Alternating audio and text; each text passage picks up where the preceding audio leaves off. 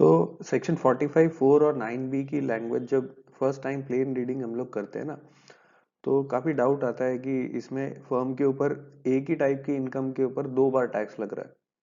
और भी काफी सारे डाउट्स आते हैं, जैसे लैंग्वेज में थोड़ी एम्बिग्यूटी लगती है, टैक्सेशन की टाइमिंग का क्या होगा, दोनों सेक्शंस अगर सिमिलर बात कर रहे हैं और कुछ डिफरेंस भी है दोनों में, तो एग्जैक्टली सेम तो हो नहीं सकते, तो दोनों में से ऑपरेशन किसका पहले होगा, क्या चीज होगी किस तरीके से। तो हम ट्राई करते हैं इस वीडियो में कि इन दोनों सेक्शंस की लैंग्वेजेस को ब्रेक करके विद एग्जांपल्स समझने का कोशिश करते हैं। अब कुछ कॉमन टर्म्स है इन दोनों सेक्शंस में, 45(4) में और सेक्शन 9(b) में, जैसे स्पेसिफाइड एंटिटी। अच्छा, इन टर्म्स को डिफाइन किया हुआ है सेक्शन 9(b) के एक्सप्लेनेशन में। ठीक है, सबसे पहला टर्म जो इंपॉर्टेंट है समझने के लिए वो स्पेसिफाइड एंटिटी है। शॉर्ट में हम इसको SE बोलेंगे आगे वीडियो में भी। और स्पेसिफाइड एंटिटी होती क्या है, कोई भी फर्म या AOP या BOI, बट इसमें कंपनी और कोऑपरेटिव सोसाइटी इंक्लूडेड नहीं है। ओके, और स्पेसिफाइड पर्सन कौन होता है, who is a partner of that firm और मेंबर ऑफ द AOP और BOI। ओके, तो एंटिटी इज फर्म और specified person is the partner.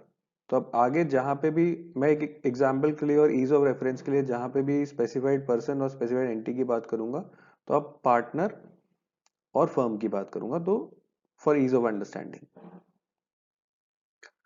Next जो टर्म कॉमन है दोनों सेक्शंस में वो है रिकॉन्स्टिट्यूशन ऑफ स्पेसिफाइड एंटिटी। यानी आप मान लीजिए फर्म का रिकॉन्स्टिट्यूशन हो रहा है, तो रिकॉन्स्टिट्यूशन के अंदर 3 सिचुएशंस यहाँ पे कवर्ड है।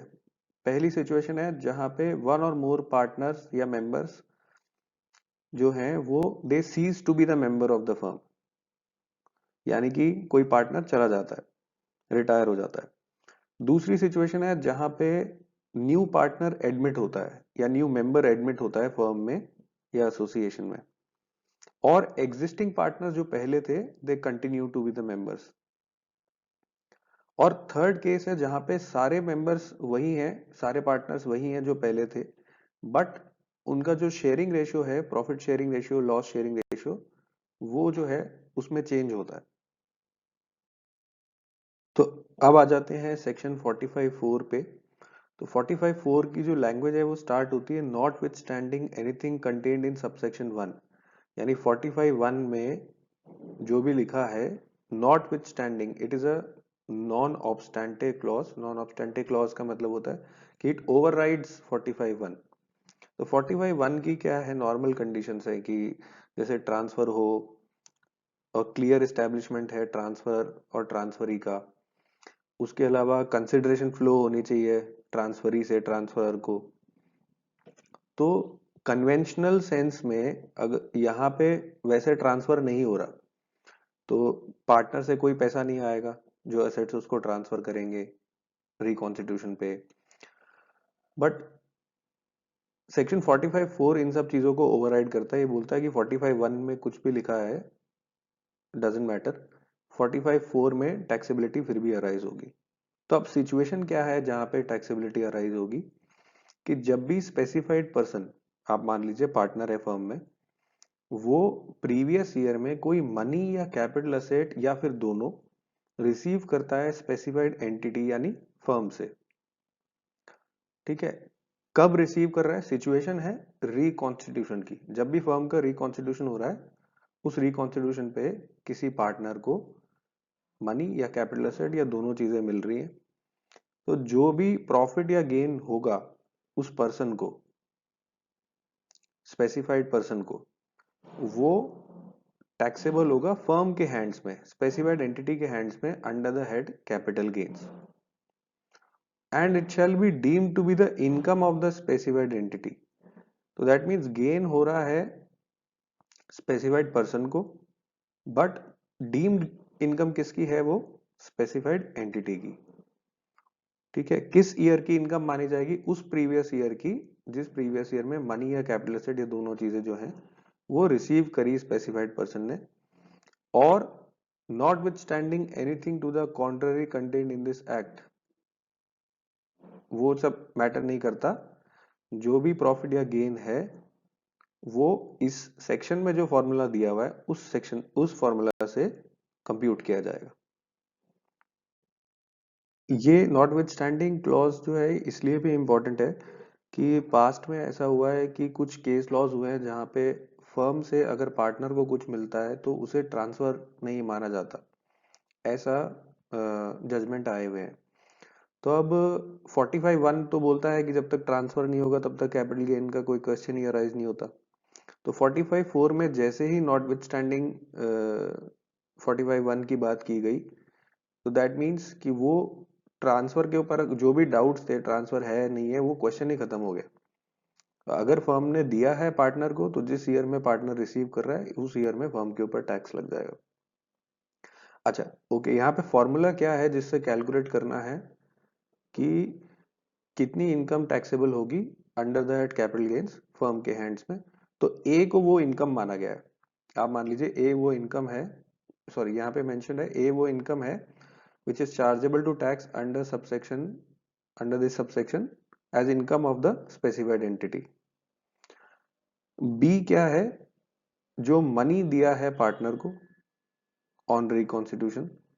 सी क्या है, जो एसेट्स दिए हैं कैपिटल एसेट्स पार्टनर को उनकी फेयर मार्केट वैल्यू। और डी है उस पार्टनर का कैपिटल अकाउंट का बैलेंस फर्म की बुक्स में। ओके, तो ए यानी income will be equal to B plus C, यानी जो उसको दिया है टोटल माइनस डी जो उसका कैपिटल बैलेंस है। तो जो भी एक्सेस उसको मिलता है उसके कैपिटल बैलेंस से that will be regarded as deemed income in the hands of the firm. अब इसमें दो प्रोविजो है। पहला प्रोविजो ये बोलता है कि अगर ए का आंसर नेगेटिव आता है यानी उसके कैपिटल बैलेंस से कम मिलता है उसको पैसा, तो आपको कोई कैपिटल लॉस नहीं मिलेगा, यहाँ पे value will be deemed to be zero. और सेकेंड प्रोविजो ये बोलता है कि अगर पार्टनर के कैपिटल अकाउंट में कुछ एडिशन हुआ है दो तीन चीजों की वजह से, जो कि जैसे मान लीजिए कि कोई एसेट का रिवैल्यूएशन हुआ उसकी वजह से इंक्रीज हुई है वैल्यू और उसका पार्टनर के कैपिटल अकाउंट में कोई क्रेडिट हुआ है, तो वो इंक्लूड नहीं करना। उसके अलावा सेल्फ जनरेटेड गुडविल या और कोई सेल्फ जनरेटेड एसेट हो उसकी वजह से कोई इंक्रीज हुआ है कैपिटल बैलेंस में, तो उसको भी इंक्लूड नहीं करना है। तो उनको हटा के जो बैलेंस आ रहा है वो डी मानेंगे यहाँ पे। ओके, तो 45(4) में दो एक्सप्लेनेशन है। एक्सप्लेनेशन 1 क्या बोलता है, इस सबसेक्शन के लिए जो मीनिंग्स है इन टर्म्स के रिकॉन्स्टिट्यूशन ऑफ स्पेसिफाइड एंटिटी या स्पेसिफाइड पर्सन, इनका मीनिंग वही है जो सेक्शन 9B में दिया हुआ है।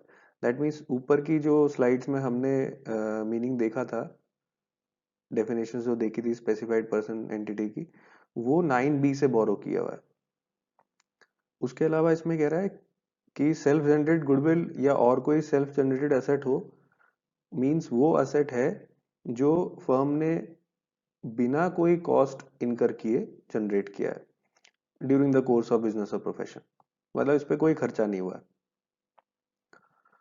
और सेकंड एक्सप्लेनेशन पे आते हैं, तो यहाँ पे बहुत इंपॉर्टेंट चीज है इसमें, एक फॉर रिमूवल ऑफ डाउट्स ये चीज क्लियर की गई है कि कोई भी कैपिटल एसेट अगर पार्टनर लेता है फर्म से इन कनेक्शन विद रिकॉन्स्टिट्यूशन, तो इस सबसेक्शन के जो प्रोविजंस हैं that will operate in addition to section 9B and the tax under section 9B shall be worked out independently. यानी 9B की कैलकुलेशन आपको अलग करनी है, 45(4) की कैलकुलेशन अलग करनी है, दोनों सेपरेट वर्किंग्स होंगी। 9B पे आते हैं अब, तो 9B की लैंग्वेज भी सिमिलर है। यहाँ पे कह रहा है कि अगर स्पेसिफाइड पर्सन को यानी पार्टनर को किसी भी प्रीवियस ईयर में कोई कैपिटल एसेट या स्टॉक इन ट्रेड या बोथ रिसीव होता है स्पेसिफाइड एंटिटी से इन कनेक्शन विद डिसोल्यूशन और reconstitution of the firm AC, तो यहाँ पे डिफरेंस क्या है, वहां पे कैपिटल एसेट या मनी या बोथ था, यहाँ पे मनी की जगह स्टॉक इन ट्रेड है। पहला डिफरेंस तो ये ठीक है। दूसरा डिफरेंस ये है कि यहाँ पे डिसोल्यूशन भी कवर्ड है अलॉन्ग विद रिकॉन्स्टिट्यूशन। तो अगर ऐसा कुछ हुआ है कोई भी स्पेसिफाइड पर्सन रिसीव कर रहा है फर्म से, then specified entity shall be deemed to have transferred such capital asset or stock in trade or both। तो ट्रांसफर मान लिया जाएगा, ठीक है, टू द एसपी यानी specified person in the year in which asset or stock or both are received by the person। Okay, तो अब इसमें यह है कि जो भी प्रॉफिट और गेन होगा उस डीम ट्रांसफर के ऊपर, जो कैपिटल असेट्स और स्टॉक इन ट्रेड का हुआ है, वो फर्म की इनकम मान ली जाएगी, ठीक है। किस प्रीवियस ईयर की इनकम मानी जाएगी? जिस प्रीवियस ईयर में स्पेसिफाइड पर्सन ने वो चीजें रिसीव की है। अब वो इनकम किस हेड में जाएगी? अगर कैपिटल एसेट दिया है तो जो भी कैपिटल गेन होगा, कैपिटल एसेट दिया है तो कैपिटल गेन के अंदर चला जाएगा, और स्टॉक के ऊपर जो भी प्रॉफिट हुआ है वो पीजीबीपी की इनकम मान ली जाएगी। कैलकुलेशन इसकी कैसे होगी?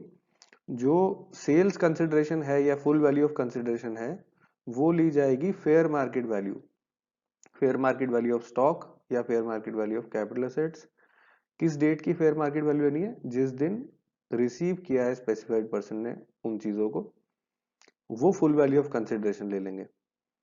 उसमें से हम लेस करेंगे आपका कॉस्ट ऑफ एक्विजिशन या index cost of acquisition capital assets के केस में, और स्टॉक की भी जो भी परचेज प्राइस है वो लेस करने के बाद जो भी इनकम आएगी that will be taxable in the hands of the firm. फिर आते हैं सबसेक्शन 4 और 5। 4 में ये कहा गया है कि अगर कोई डिफिकल्टी आती है इस सेक्शन को और 45(4) को, ये 9 भी है बट इसमें 45(4) भी कवर कर लिया, अगर कोई भी डिफिकल्टी आती है इन दोनों सेक्शंस को इफेक्ट देने में, तो सीबीडीटी जो है वो सेंट्रल गवर्नमेंट की अप्रूवल लेकर के गाइडलाइंस इशू कर सकती है उस डिफिकल्टी को रिमूव करने के लिए। फिर 5 में कहा गया है कि जो भी गाइडलाइन सीबीडीटी देगी सबसेक्शन 4 में, वो इशू होने के बाद पार्लियामेंट के दोनों हाउसेस में प्रेजेंट की जाएगी, और उसके बाद पास होने के बाद वो बाइंडिंग होगी इनकम टैक्स अथॉरिटीज पे भी और एसएससी पे भी। ये इंटरेस्टिंग चीज है क्योंकि अर्लियर सीबीडीटी की जो गाइडलाइंस इशू होती थी वो एसएससी पे बाइंडिंग नहीं होती थी, वो डायरेक्ट सिर्फ डिपार्टमेंटल अथॉरिटीज पे बाइंडिंग होती थी। यहाँ पे वो एज अ लॉ ही, लॉ के प्रोसेस से ही होके आ रही है, पार्लियामेंट में अप्रूव हो रही है, फिर वो सबकी बाइंडिंग हो रही है। तो बहुत इंपॉर्टेंट चीज है। दैट मीन्स सीबीडीटी गाइडलाइंस जो है वो एसएससी को भी बहुत ध्यान से क्लियरली समझनी पड़ेगी। अब कुछ सिचुएशंस लेते हैं एज एग्जांपल्स और देखते हैं उसमें 45(4) और 9(b) की एप्लीकेबिलिटी कैसे रहेगी। तो फर्स्ट सिचुएशन आप मान लीजिए सिर्फ ये हुआ है कि पार्टनर्स ऐड हुए हैं और प्रॉफिट शेयरिंग रेशियो चेंज हुआ है। तो यहाँ पे क्योंकि ट्रांसफर कुछ भी नहीं हुआ है एसेट्स का या मनी का या स्टॉक का किसी भी चीज का, तो 45(4) और 9(b) दोनों एप्लीकेबल नहीं है। अब दूसरी सिचुएशन मान लीजिए कि एडमिशन हुआ और एग्जिस्टिंग पार्टनर्स कुछ अमाउंट कैश में विड्रॉ करके ले गए जो उनके कैपिटल अकाउंट से ज्यादा था, तो रिकॉन्स्टिट्यूशन है। उसके अलावा कैपिटल बैलेंस जो है वो आपको देखना है 45(4) में। तो कैपिटल बैलेंस से अगर ज्यादा पैसा लेके गए, वो जो A is equal to B plus C minus D वाला फॉर्मूला था, उस हिसाब से 45(4) में देयर इज टैक्सेबिलिटी। 9(b) यहाँ एप्लीकेबल नहीं होगा क्योंकि 9(b) में मनी कवर्ड नहीं है। तो अगर मनी लेके जाता है कोई पार्टनर तो only 45(4) will be applicable. Third situation, कोई रिकंसिडरेशन नहीं हुआ है मगर पार्टनर्स जो है वो अपने कैपिटल बैलेंस से एक्स्ट्रा अमाउंट जो है वो विड्रॉ करके ले गए हैं इन कैश, जो फर्म ने कहीं से लोन रिसीव किया था। तब यहाँ पे दोनों सेक्शन ही एप्लीकेबल नहीं होंगे क्योंकि 45(4) और 9(b) में इंपॉर्टेंट चीज ये है कि सबसे पहले मतलब रिकॉन्स्टिट्यूशन होना चाहिए। ओके, लास्ट, अगर लोन अमाउंट जो फर्म ने कहीं से लिया था किसी से, उनको अगर पार्टनर्स बना दिया जाता है तो जो लोन का अमाउंट था उसको कैपिटल बैलेंस में कन्वर्ट कर दिया जाता है, और उस जो एग्जिस्टिंग पार्टनर्स थे उनके ऐड होने से पहले वो अपने कैपिटल बैलेंस से कुछ ज्यादा पैसा विड्रॉ करके ले जाते हैं। तो क्या होगा उस केस में? 45(4) एप्लीकेबल होगा बट 9(b) तब भी एप्लीकेबल नहीं होगा बिकॉज यहाँ पे भी कैश इन्वॉल्व है, 9B में कैश कवर्ड नहीं है। अब एक एग्जांपल लेते हैं दोनों सेक्शंस की एप्लीकेबिलिटी को लेके। मान लीजिए एक बैलेंस, एक फर्म है XYZ और उसकी बैलेंस शीट हमको दे रखी है यहाँ पे। इसमें कैपिटल अकाउंट है, 3 पार्टनर्स है, इसमें तीनों की कैपिटल इक्वल है 10-10 लाख रुपए, और इनके पास फिक्स्ड असेट्स में 3 लैंड है STU, वो भी 10-10 लाख की है। अदर इंफॉर्मेशन जो दी हुई है यहाँ पे वो है कि ये जो 3 लैंड्स है STU और U, ये 2 साल पहले अक्वायर की गई हैं। अब पार्टनर ए जो है वो एग्जिट करना चाहता है फर्म से। फर्म ने लैंड्स को रीवैल्यू करवाया एज पर रूल 11U, और रिपोर्ट के हिसाब से फेयर मार्केट वैल्यू जो आ रही है इन तीनों लैंड्स की वो है STU की 70 lakhs ईच। सॉरी, S और T की है 70 lakhs ईच और U की है 50 लाख। पार्टनर ए को रिटायर होने पे 11 लाख रुपीस तो मनी में मिल रहे हैं, मनी फॉर्म में, और उसके अलावा उसको लैंड यू मिल रहा है उसका कैपिटल बैलेंस जो है सेटल करने के लिए। तो अब 9B में क्या ट्रीटमेंट होगा? लैंड यू जो पार्टनर लेके गया है ए, उसको ट्रांसफर मान लिया जाएगा। ठीक है, ट्रांसफर फेयर मार्केट वैल्यू पे माना जाएगा 50 लाख पे। मान लेते हैं कि उसकी index cost of acquisition 15 lakh रुपए। तो अब कैपिटल गेन कितना हो गया फर्म के हैंड में? 5050 माइनस 15 लाख, 35 लाख का कैपिटल गेन फर्म के हैंड में टैक्सेबल हो गया। अब मान लेते हैं इसमें टैक्स लगा है 20% के हिसाब से 7 लाख रुपए, ईज ऑफ कैलकुलेशन के लिए मान लेते हैं। अब पार्टनर ए के पास जब ये एसेट गई तो उसके लिए कॉस्ट ऑफ एक्विजिशन हो गई 50 लाख, क्योंकि यहाँ पे उसे फुल वैल्यू ऑफ कंसिडरेशन मान लिया था। अब 45(4) की वर्किंग करने से पहले एक बार पार्टनर ए का कैपिटल अकाउंट का बैलेंस हमको कंप्यूट करना पड़ेगा। तो अब क्योंकि जो लैंड यू है वो फर्म ने 10 लाख रुपए का एसेट 50 लाख में पार्टनर को दे दिया, तो बुक्स के हिसाब से 40 लाख रुपए का फर्म को गेन हो गया। अब 7 लाख रुपए उस पर टैक्स लग गया, तो नेट प्रॉफिट जो आ रहा है फर्म की बुक्स में वो आ रहा है 40 माइनस 7, दैट इज 33 लैक्स। अब ये 33 लाख जो है वो पार्टनर्स में डिवाइड होगा। पार्टनर का शेयर हमने इक्वली अज्यूम किया था इस एग्जांपल में, तो 11 लाख रुपीस जो है पार्टनर ए का शेयर बना। अब ये 11 लाख रुपीस उसकी कैपिटल में ऐड होगा। ऑलरेडी उसकी कैपिटल 10 लाख रुपए थी, तो अब उसकी कैपिटल बैलेंस हो गया 21 लैक्स। अब ये पूरी एक्सरसाइज क्यों कर रहे हैं? क्योंकि 9B जो है, सेक्शन 9B बोलता है कि ये माना जा रहा है, इट इज डीम्ड कि उसने ट्रांसफर किया है फर्म ने एसेट पार्टनर को, जो पार्टनर एग्जिट ले रहा है यहाँ पे। तो अब ट्रांसफर माना, तो ट्रांसफर पे जो गेन हुआ, गेन फर्म का गेन हुआ, फर्म में के गेन में जो शेयर बना उस पार्टनर का वो उसके कैपिटल बैलेंस में ऐड होगा, तब जाके फाइनल कैपिटल बैलेंस आएगा 45(4) की वर्किंग करने के लिए। ये चीज क्लियरली CBDT की गाइडलाइंस में भी मेंशन्ड है। तो अब 45(4) में क्या होगा? पार्टनर ए को टोटल 61 लाख रुपीस मिले, 61 lakh in money and assets. Money मिला 11 लाख और एसेट मिला है 50 लाख का।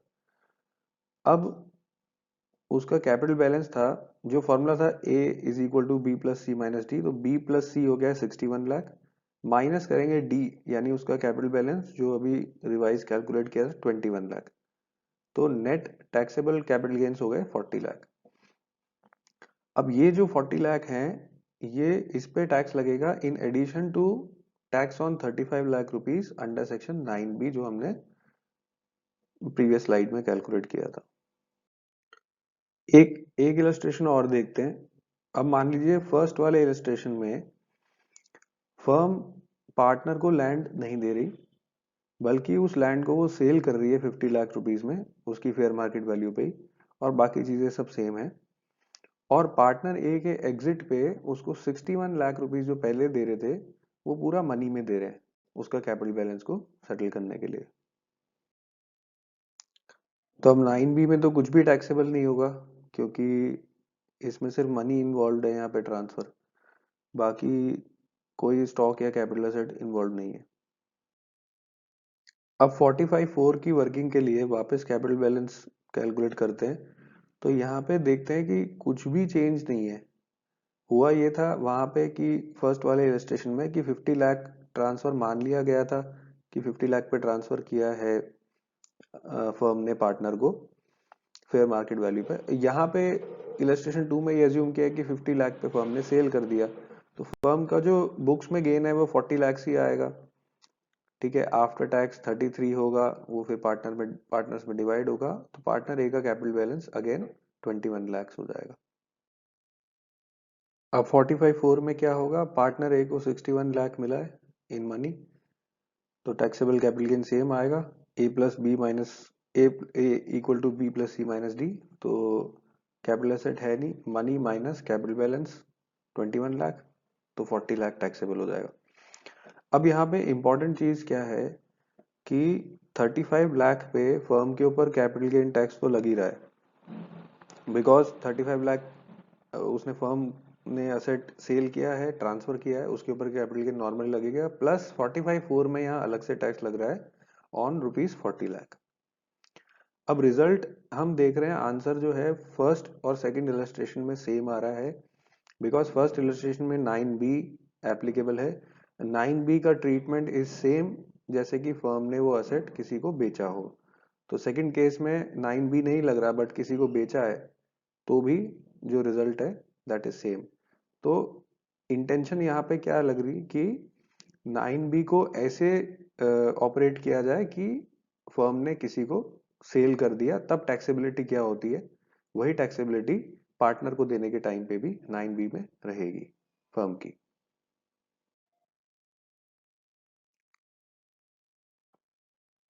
Thank you for watching and please subscribe for more such videos.